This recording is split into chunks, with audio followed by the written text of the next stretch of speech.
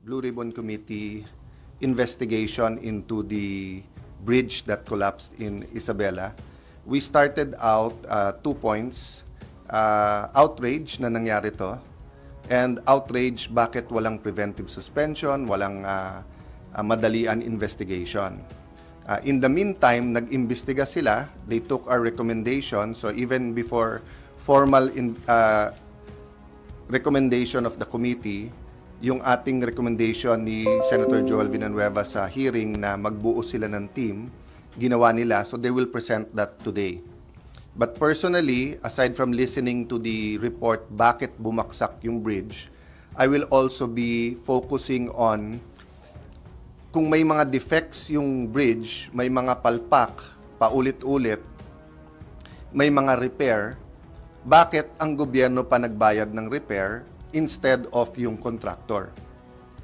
So parang initially lumalabas, palpak ang pagkagawa or design at kasalanan ng contractor at dapat gawin niya to, binayaran pa ng gobyerno, nag-alat pa ng pera, siya din ang nakakuha ng kontrata, kumita pa siya sa palpak niya. So, ito ay worse sa priniprito ka sa sariling mantika, di ba?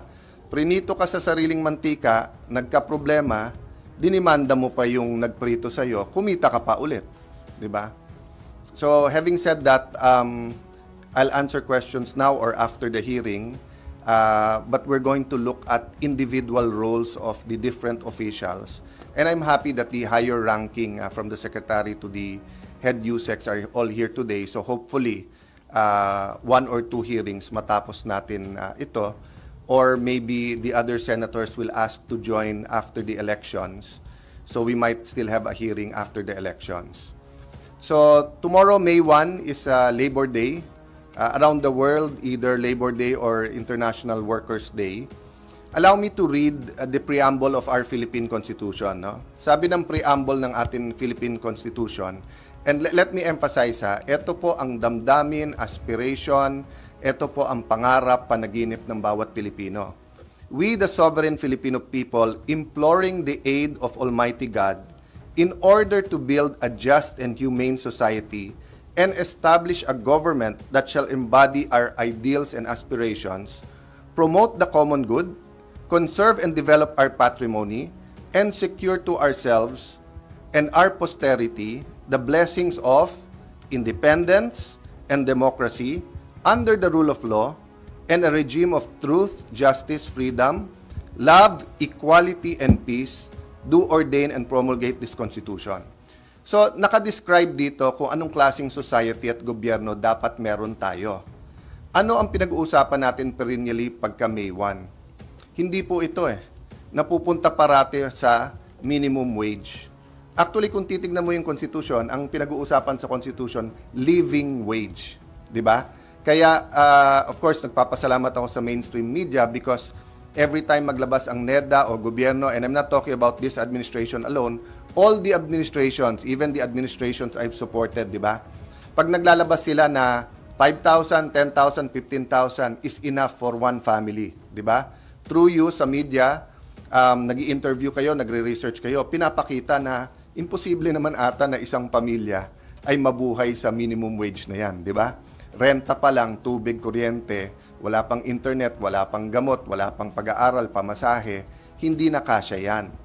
So, the Constitution does not talk about a minimum wage. It's about a living wage. So, where does the problem come in? The problem comes in whether it's at the regional wage board, the tripartite board that determines kung magkano yung minimum wage, or sa national or legislative sa atin. Parating sinasabi ng big business na lalo yung micro, small, medium enterprise baka magsara, yung mga nagsisimula pa lang baka magsara, yung mga mag-i-invest sa atin na labor-intensive, baka lumipat ng bansa pag tinaas mo masyado yung minimum wage. Sasagot naman ang labor ng, kung totoo yun, bakit pataas ng pataas yung profits nyo? So it's an endless debate, di ba? So our problem is not only the solution, but ano ang mekanismo to get to that solution? And when I was meditating about this, praying about this, I realized na ganun din sa edukasyon. From the Philippines being number 2 only to Japan in our region, to going down to the bottom two, bottom three in many things, including economics and education, dalawang commission ang nakatulong sa atin. EDCOM 1, EDCOM 2. Di ba?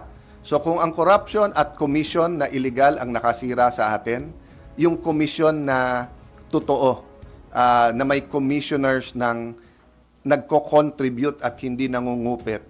So yung EDCOM 2, aware na aware kayo dyan kasi panahon na natin yan. Yung EDCOM 1 kay Senator Ed Angara, and even as new congressman, binasa ko yung summary. Malinaw, madali, implement mo, sana naayos, di ba?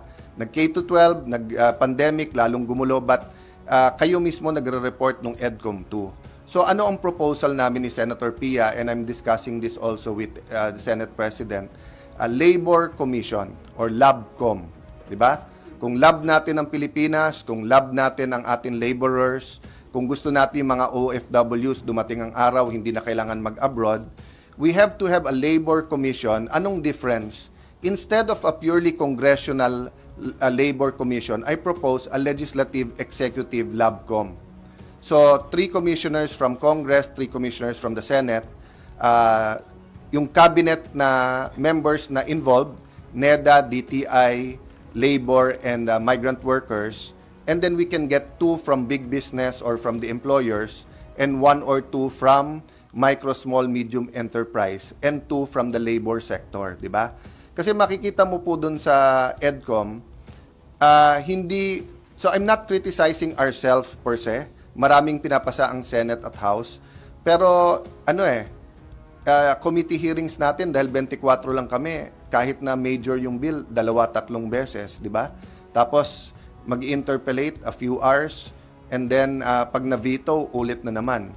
Pero yung EDCOM, nakita nyo all throughout the year, every week, 1, 2, 3 meetings, the best minds na nakukuha, di ba? So, nakita nyo nung umpisa nung administrasyon na to, ng Senate na to, hanga ako kay Senator Robin magpatawag ng hearing sa federalism. And he really got best minds na pro and con, di ba? But despite that, walang consensus kung dapat mag-charter change at mag-federalism o hindi. Pero tignan nyo po yung EDCOM. Because we had the right people and it was multisectoral at 3, hindi lang isang senador, we're coming up with solutions na ginagawa na. No?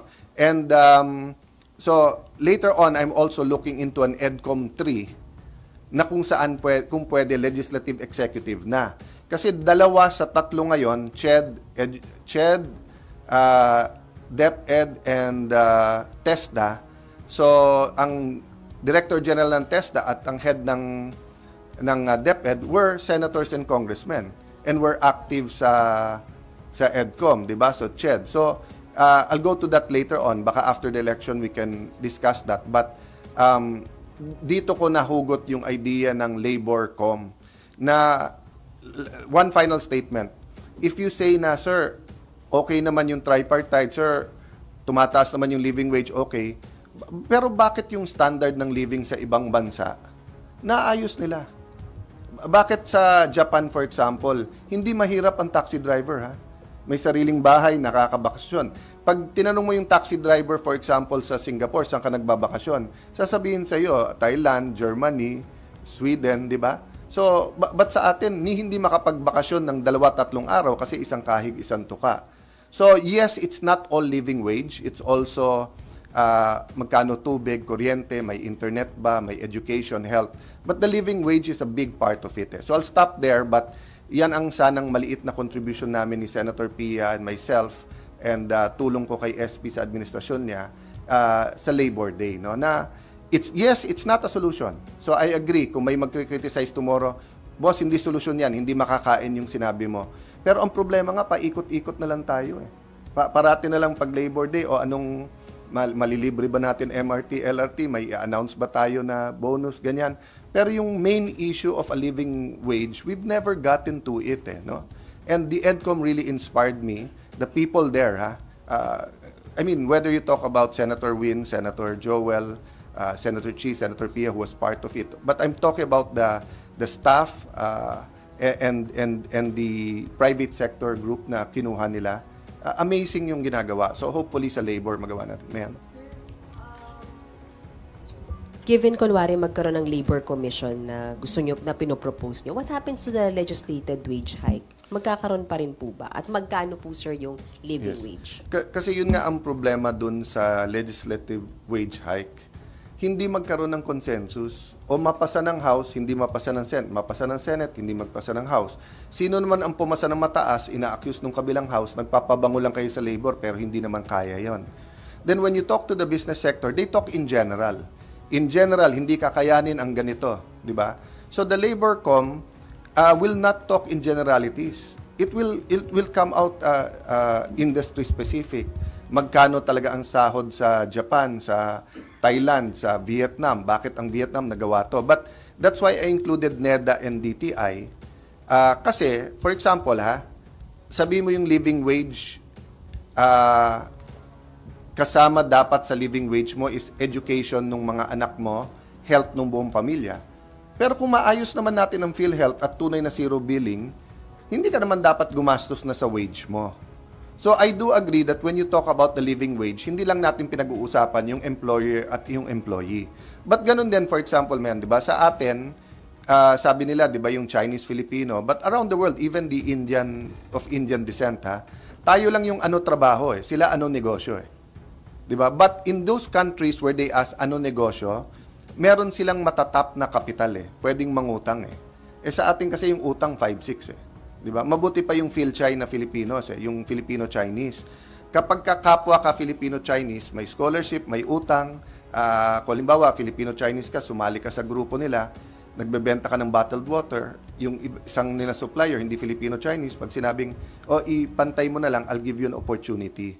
So, walang government program or at least hindi effective kung saan yung small entrepreneur. So, ngayon, lahat nasa ayuda na Diba? So, you have 600 billion in ayuda but you don't have much projects. Halimbawa, paano yung kalenderya maging restaurant? Or paano yung sari-sari store maging mom and pops or maging 7-Eleven, diba? So, the living wage is more than just magkano yung sweldo. It's a comprehensive look at ano ang gastos ng bawat pamilya. Diba? Sorry, isa na lang po. So you're still pushing for a legislated wage Yes, hike. yes. So ang role ng Labor Commission will supply specific data to Congress? Ganun po ba? We'll come out with a consensus of ano talaga ang living wage and ano naman ang part ng empleyado, anong part ng business sector at anong part ng gobyerno dun sa mga part na hindi dapat sa wages mo nang kunin. 'Di ba? So kahit sabihin ko sa iyo 2,000 per day. Kung ikaw magbabayad nung tuition ng anak mo, kung lahat ng health services, pati bakuna, hindi libre, kung ma-hospitalize si lola, ikaw magbabayad o may maintenance, di ba? Pero dun nga pumapasok ang DTI at saka NEDA. Na, sige, kung ito ang kaya ng business, ito ang kailangan, ano yung support ng gobyerno para nga may living wage ka talaga. And the other thing is to come up with a real living wage. Kasi yung nilalabas ng NEDA parate, it's unrealistic, di ba? I mean, ilan sa inyo nag-interviewed people or with activist groups, di ba? Gagawin nyo yung sinabi nilang amount. Pag sinabi lang 12,000, bibili kayo ng grocery o bibili kayo ng bigas, hindi talaga kasya di ba? But again, as I said, hindi naman tayo na type of society na cold-hearted capitalist na kung saan yung wage mo lahat ikaw na. May mga factors doon, 'di ba? So kaya yung presyo ng kuryente, presyo ng tubig, yung ngayon nga hindi pa presyo ng internet pinag-uusapan, yung quality, 'di ba? Kasi realistically, kung maganda internet sa iyo, may e-commerce, may e-consulta sa health, yung education, katulad ngayon, sobrang init. Pero pag sinabi mong, muna, sa bahay muna kayo, internet, karamihan naman ng mga bata, hindi rin makafocus sa bahay. Wala ring internet, wala ring gadget, di ba? So the Labor Com will be more comprehensive, di ba? Sir, how do you intend to pursue this initiative? I'll file the bill on Monday. Kinoconsult ko lang kung sinong gusto sumama. But si Senator Pia, nagpalitan kami ng ideas yesterday. But yung inspiration ko talaga yung success ng EDCOM. Ang kaibahan lang sa EDCOM, it's a congressional commission. I want an executive legislative. Kasi kahit anong ganda ng proposal natin, pag ayaw ng executive, ipa-veto sa Pangulo. So, wala rin mangyayari. But if everyone na agrees, so if the Labor Com agrees, eto ang amount, each Filipino should be getting, let's say, 25,000, 30,000 a month. But ang obligasyon ng gobyerno, eto, may student loan, may free ganito, sa health, dapat may ganito, etc. So, dapat yung amount na sinabi na yung kasya. Kasi pag ikaw naman laborer, di ba, wala naman diferensya sa iyo ang 20 at 50,000. Kung yung 30,000 na yun, may sasagot. Di ba? So kung ang gastos mo sa gamot a month is 5,000. Pag sinabi ng employer, I won't give you the 5,000, but sagot ko yung gamot. Or sabi ng gobyerno, hindi namin i-increase, pero yung 5,000 na yan, sagot nung ano. Di ba? So that's one aspect of it, yung need. Of course, there's another aspect, yung mobility mo, yung career mo. 'Di ba? Hindi naman pwede pagka blue collar ka sa ating bansa, parati kang lower class, parati kang saling pusa. That's what I'm saying. Bakit sa ibang bansa ang chef, ang waiter, chef naman sumikat lahat ngayon, but I'm talking about basic cooks, 'di ba? Yung accountants na hindi tapos ng accountancy pero nagpapatakbo ng small business, taxi driver. Bakit sa ibang bansa, they have a decent house, nakakapag-aral yung mga anak, hindi sila isang kahig, isang tuka. Bakit sa atin, isang kahig, isang tuka sila? Di ba? Sir, hindi kaya maging duplication ng trabaho ng DOLE and then yung binanggit nyo, the regional wage boards? Ang problema nga, walang nangyayari. I mean, 30 years na ako nasa politika since 98, so 27 years na ako sa Congress. Nagkaroon ba ng tunay na living wage? Hindi. Ganun din. Tignan mo lahat ng major changes natin sa education except K-12 na it's a major good change but it's also a major headache and problem. But most of the reforms came from EDCOM 1 and 2. Kasi iba talaga yung hindi lang congressman at senador at hindi yung nagdidebate yung Malacanang at saka yung yung Congress Iba yung magkasama tapos may consensus na doon. So if the 3 congressmen, 3 senators, 6 people from small businesses, labor, and then the 3 or 4 cabinet members agree, basically yun na yung BICAM mo Di ba? Meron ka na. So we might not all agree sa amount that they come up with, pero at least may movement. So like right now, kung hahatiin ko kayo, sige, debate tayo kung kayang additional 200, 300 or additional 500. Half of you will say kaya, half of you will say hindi. Pero when I say, sige, sinong may kaya o hindi? Kaya ba ng mga 7-Eleven or magsasara yun? O kaya ba ng San Miguel Corporation? Kaya ba ng Meralco? So may debate tayo Pag sinabi mong hindi kaya ng Meralco, sandali lang, kakasabi mo lang, better first quarter, 10%, billion ng Pag sinabi mo namang hindi kaya ng mga 7-Eleven, malay ko ba kung ano yung nila, yung labor cost nila, di ba? Sir, other issue. Nag-participate kayo actively dun sa investigation ng Committee on Foreign Relations tungkol sa pag-aresto kay former President Duterte. Are you convinced dun sa findings na it is politically motivated and then dun sa recommendation na imbestigahan ng Ombudsman ng ilang executive officials including DOJ Secretary, DILG Secretary, and others? Honestly, I'm still reviewing. Media reports pa lang, hindi ko pa nakikita yung report. May sarili ako mga observation, but as I told you, I want to remain independent in the sense na tama-tama, mali-mali, and not partisan. But ang main focus at concern ko ngayon is maging malinaw na kahit sinong Pilipino, yan man ay nasa progressive group na kaliwa, yan man ay nasa kanan, katulad nila Senator Bato, ay hindi pwedeng basta pick upin at i-export. Kasi mag-export ka nga ng goods sa Pilipinas, may permit ka pa May dadaanan ka pa Pero ang Pilipino, pag in-export mo, pwedeng ganun na lang. Yun ang main concern ko. Kung magkaka-consensus, yung sinasabi kasing hintayin natin Supreme Court, yes, in far as that is the law. But the government can make a policy decision. The executive can say na, from now on, pag any international group ay gusto nilang padala sa kanilang bansa, ay kailangan dumaan muna sa local court, i-validate yung warrant, tignan kung may probable cause, kung crime dito din yung crime na sinasabi nila. Yun ang mas focus ko ngayon. But give me a few days to read the report and to look into all of it. I mean, I made my views naman known I just want to be more judicious sa words ko. And but you know naman how I feel. But it's not a matter of how I feel. It's really about himayin nga yung batas. And personally sa akin, yun nag-udyok sa akin magsalita eh. Nung nakita kong nasa airplano at hindi pa nagte-take off yung airplano, I was hoping that if enough of us spoke, mahimasmasan yung gobyerno na hindi po pwedeng i-export ang Pilipino. Isa kayo doon at kailangan may chance siyang pumunta ng korte. So right now, yun ang focus ko kasi katulad ni dating Senator De Lima, di ba, pagka may kaaway, ang sinasabi lang, Bato, dapat kasama ka dyan. Alan, kadibati ka, dapat kasama kita dyan. So, para bang tinatakot kami na anytime pwede kami isama tapos i-export, di ba? So, Sir, last na lang, nababahala ka ba dun sa ibinulgar na nakikialam ang China dito sa incoming election? yes. Yes and no. Yes, because we have a real issue in the West Philippine Sea. And yes, because our economy, our tourism, etc., nababahala ko kung may kahit sinong nakikialam, nababahala din ako. I'm also concerned about our relationship. Because the reality is, for example, the United States many times have been found spying on their friends, whether it's the French or UK, di ba? So, and we all know na meron din sa Western nakikialam sa eleksyon natin. So, nababahala lang ako na it's being addressed through the media rather than being addressed. Kasi kung lalabas lahat ng nakikialam sa atin, let's say there are 5 countries nakikialam,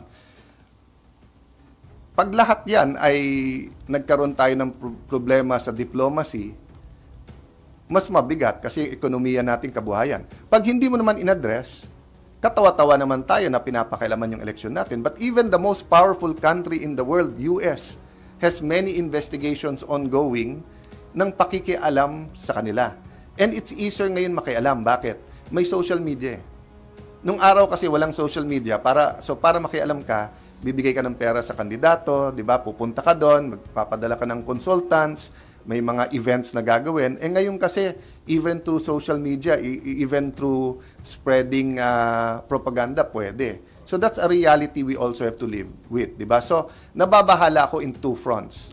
One, that we're dealing with, that meron nakikialam, kung meron man, but meron yan sigurado, not just the Chinese.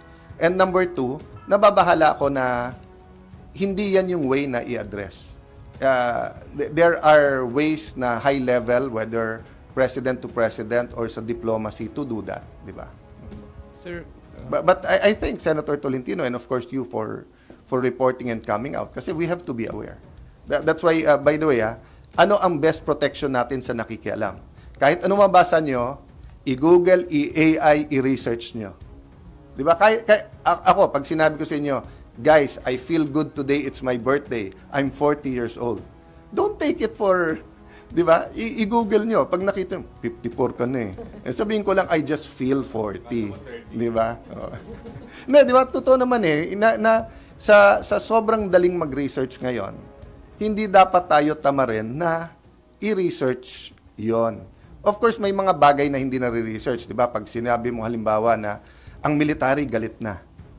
200,000 ang nasa military, paano mo alam kung galit na o hindi, di ba? Pero yung pag sinabi mong baksak ang atin turismo, kalahati na lang ngayon ang tourist, madaling i-research yun. So, wag tayong basta't maniwala yung i-research din natin. Both sides to, both sides to. I'm not talking politics, I'm talking reality. sir, ingi lang. ng DA na implement ng 20 pesos na kailangan. Akala ko dun mong gagaling. Tapos patapin pala. Dalawa pa nga yung mic ko. Oh. Sige, last 2 para Sabi ng Comelec, dapat daw itigil kasi baka mapolitika, magamit sa pamumulitika. well, two things, no. Any project na mabuti sa tao pero controversial, susundin ko yung logo ng Nike o yung motto niya, just do it. Kung maganda, kung alam mong maganda. Having said that, during election period, mas makapangyarihan sa presidente ang COMELEC. So, kahit ano sabihin natin, sumunod tayo kung desisyon. Kung advice, then advice is, 'di ba, yung parang tingin ko ganito, kung opinion. Pero kung yan ay utos ng COMELEC, wala tayong choice. Having said that, maraming proposals na controversial, pero kung tingin natin mabuti, listen to the criticisms, try to adjust, but just do it. kung mabuti sa tao. Last question. Sir, Dito na talaga ako titingin. Oh. sir, yung ano lang, in line dito sa question ni Mami Selly, yung meron daw na huling alleged Chinese spy dun sa COMELEC kahapon, is it a cause of concern na rin? What's the other question sa likod? Para sabay ko na. Okay. So, nagsuspy ka sa kanya, no? Paano mo alam na same question ng ano? Yeah. Two sides of the same coin. 'Di ba sa bawat coin or nung bata tayo, tao o ibon, 'di ba? Kasi nga it's the same coin but has two sides. One of the side is in reality, whether you call it CIA, KGB, ano ba yung mga bago ngayon, Mossad, or yung iba ang tawag na nila Department of Research. Pero actually intelligence 'yan, 'di ba? So whether it's civilian or military intelligence, let's face the reality that in this world, everyone is researching everyone. Very tricky lang where intelligence becomes espionage. Kasi ano yung kinukuha mo lang yung tama para pagka nangligaw ka or may negotiation kayo, may enough information ka. So for example, if we have people in the US now na nagre-research ano pa talaga ang gusto ni President Trump sa tariff, that's to enable our two negotiators to get the best deal sa trade talks, di ba, sa tariff. Pero yung espionage, yung state secrets, and you mean them harm. So, ibang usapan na talaga yon. So, one side of the coin is that let's realize that's going there. The other side of the coin is yung counterintelligence. So, many countries do not have their counterpart of Mossad and CIA, but they have a group that is counterintelligence. How do you protect your country, your secrets, your diplomatic approaches? So, yes, nakakabahala, but it's mas nakakabahala na alam naman natin nangyayari yan for the last, 20 years. Nag-heighten lang ngayon. What are we doing about it? Are we forming a real Iba yung iba yung intelligence sa counterintelligence. Magkahiwalay dapat na grupo yon. So I know for a fact that the President and DICT is doing something about hacking and scamming. But counterintelligence, ibalik ko ngayon sa security cluster sa Malacanang. Okay, kaliwat kanan yung accusations ng spying, not only by our allies, not only by our friends who have interest against us, but also those who claim na pareho tayo ng interest. So ang question, what are we doing about counterintelligence?